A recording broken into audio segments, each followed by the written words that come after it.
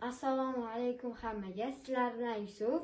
Bugun sizlar bilan matadorlar sporti korrido haqida gaplashamiz. Qani bo'lmasam buqachani minib Ispaniyaga ketdik. Matadorlar sporti yoki korrida asrlar davomida shakllangan tomosha hisoblanadi.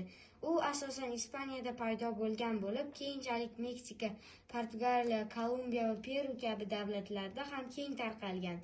Korridaning markaziy qahramoni matador hisoblanadi. Matador maxsus tayyorgarlikdan o'tgan, yuqori mahorat va jasoratga ega inson bo'lib, u maydonda kuchli buqaga qarshi chiqadi. Matadorlar rangli liboslar kiyib, qo'liga qizil mato ushlaydilar. Qizig'i shundaki, buqalar qizil rangni ajrata olmaydilar, hamma rangni ajrata olmaydilar. Aksincha, harakatga qarab javob qaytaradi. Korrida odatda 3 bosqichda o'tkaziladi. Birinchi bosqichda buqaning kuch-quvvati sinab ko'riladi.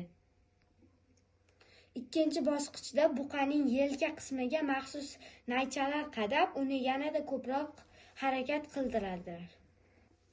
Uchinchi va eng muhim bosqichda esa matador maydonga chiqib, o'zining mahoratli harakatlari orqali tomoshabinlarni hayratga soladi va jangni yakunlaydi.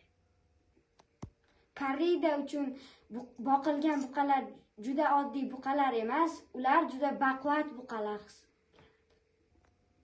Madrid shahrida joylashgan Las Ventas arenasi dunyodagi eng mashhur korrida maydonlaridan biri hisoblanadi.